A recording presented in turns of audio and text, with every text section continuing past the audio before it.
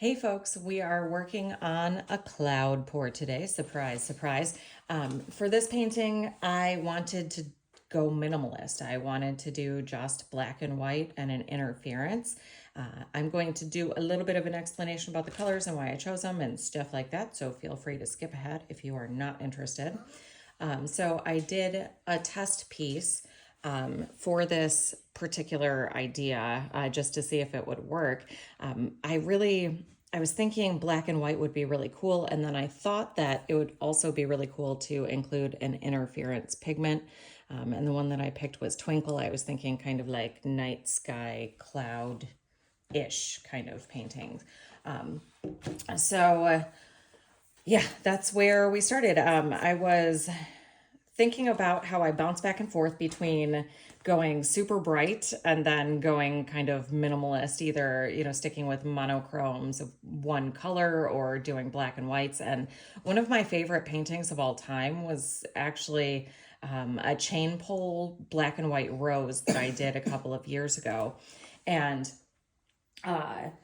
it's, to this day my favorite, even though it's not colorful and not sparkly at all. It's just very simple and very clean, and I love it. So that's what I was thinking. And I saw last week Lisa Marvin Art. Lisa posted a picture, and actually the video's up now, of an interference swipe that she did on like a dark blue background, and it showed the whole rainbow of interference colors, and it was just gorgeous. And I thought, yeah, this is exactly what I'm going to do. I'm going to do black, white, and an interference color. So that's where my ideas came from. So the first color, kind of like the only color that we're actually really doing, is this little piggy Twinkle. It's hard to see in this light. You will be able to see it on the painting. And actually it'll show up extra when it dries, but the Twinkle is an interference color that goes from blue all the way to purple, and sometimes it even looks a little magenta, so it has kind of a wide color shift. The next paint that I'm using is black. So I talked about in the video for the test piece that I did that, there are different tones to black that, as any good goth girl from the 90s knows, your blacks are not all made of the same thing. Some of them, when they fade, like in clothing, for example, fade to brown, and some of them fade to blue. And like the worst faux pas that you could ever do as a goth girl is to mix your blacks. You can't wear a brown black and a blue black together. That's a terrible idea. So anyway, the black that I ended up choosing for this painting was, I have Artist Loft Flow Acrylic Black. It's a bottle that I've been using for, a couple of years. It's been sitting there. I think it says 2020 on the package. So I've had it for 3 years now. And then I added some Amsterdam Oxide Black to thicken it up a little bit. And the Oxide Black has a slightly warm tone, but I really liked the way my test piece came out, and I didn't want to change it. So I've just got a couple of different cups here. This one is just the Flow Acrylics in black, and I will only use it to put around the edges. These other two cups are the same. It's just I was running out of the one, so I mixed up another batch. And then finally, the only other thing we're using today is the cloud mix. So we have Vallejo Pearl Medium in 1 part Vallejo Pearl Medium, 1 part Artist Loft Soft Body Acrylics in white, and 2 parts of Floetrol. And if you're interested in my colors, my recipes, everything is listed in the video description. So this should be fairly simple and fairly straightforward. I have an 18-inch round wood board that I got from Menards because it's apparently cheaper to get them there than it is to buy art canvases or art boards. I've actually been kind of, I'm trying to source my wood panels and get a little better source for them, and I haven't found anything perfect, but these ones from Menards are like pretty heavy duty.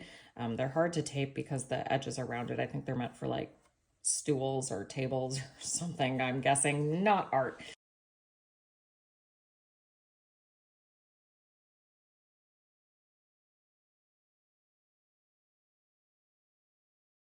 But it does seem very sturdy. So anyway, we've got this 16 ounce cup. If you fill it all the way to the very, very, very top, it's about 16 ounces.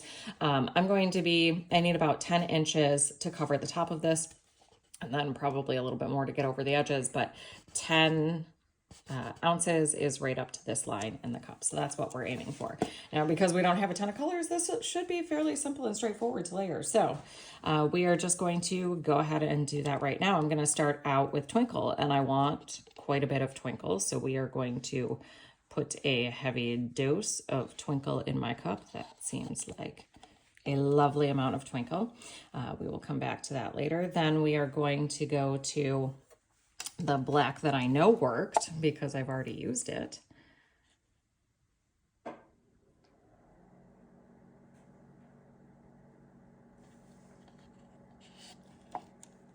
All right, that's black, maybe a little more black. What do you think? Let's put a little more black. Okay. And then we'll do our cloud mix.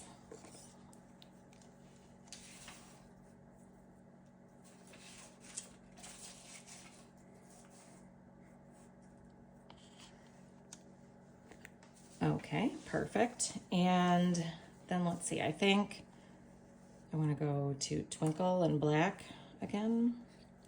Put the Twinkle next to the cloud, see if it makes it shiny.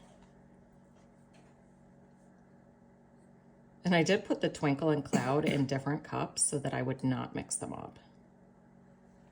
We'll save a little bit more for later. Okay, so back to the black.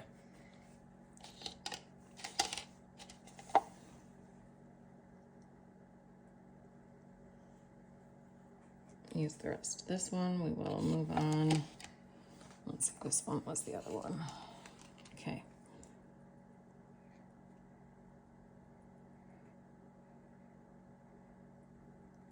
Okay, then we'll do a little bit more cloud. And then probably black to fill the rest of it up.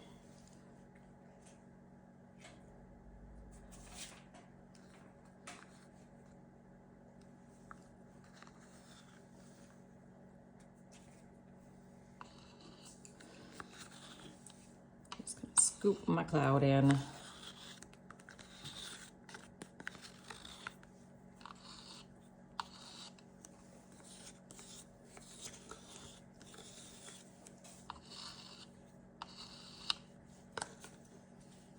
You can see it's kind of reacting around the edges there with the black. Okay, and then we're just gonna put black for the rest of it. So that'll be it.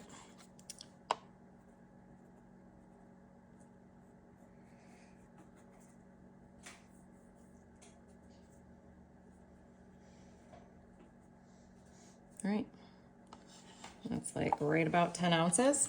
And we're ready to go. So I am going to get you on a different angle and so you can see me pour this out, and then we will probably do some spinning, maybe a little bit of tilting, and then we'll have a painting. So I'll be right back. We are ready to go. So we just need to add a little bit of black to the center before we get started so that paint has an easy time flowing. And hopefully I'll be able to figure out the center. Sometimes I miss. My daughter also wanted me to mention that she is sitting here working very hard on a painting herself. She's working with watercolors and she's doing some eye paintings. I am. And she has never done eye paintings before and they look amazing. Yeah, I'm doing a lot of hard work with this. Yeah, but she promised to be quiet so that I could do my video. So thank you. Okay, let us get going. So we've got this all set. I don't know if there's any bubbles. It doesn't look too bad. Okay, so we are going to pour this out. Here we go. I do see some bubbles in the top of my cup. Okay, here we go.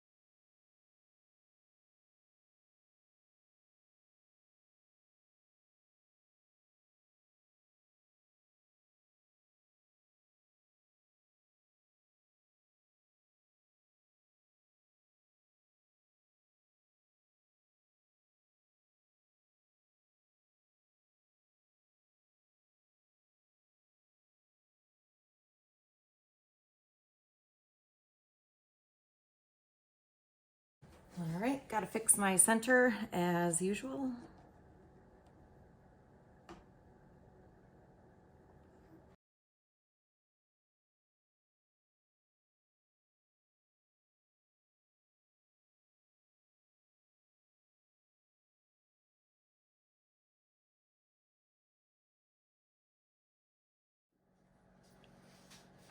Okay, we've got it set up and ready to go. My hands are already covered in black paint. I'm gonna get my torch covered.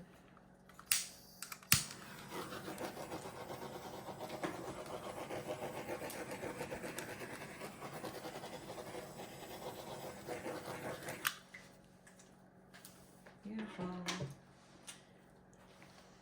Okay, I know it looks like a bunch of white, and you would be wrong in thinking that. Sure, there's lots of cloud mix, but a lot of what's white, like particularly here, is actually the twinkle, and that is going to dry amazing. Yeah, just wait until it's shiny. Okay, so we're gonna spin this and we're gonna go slow. Everything's wet out to the edges, at least a little bit. So here we go.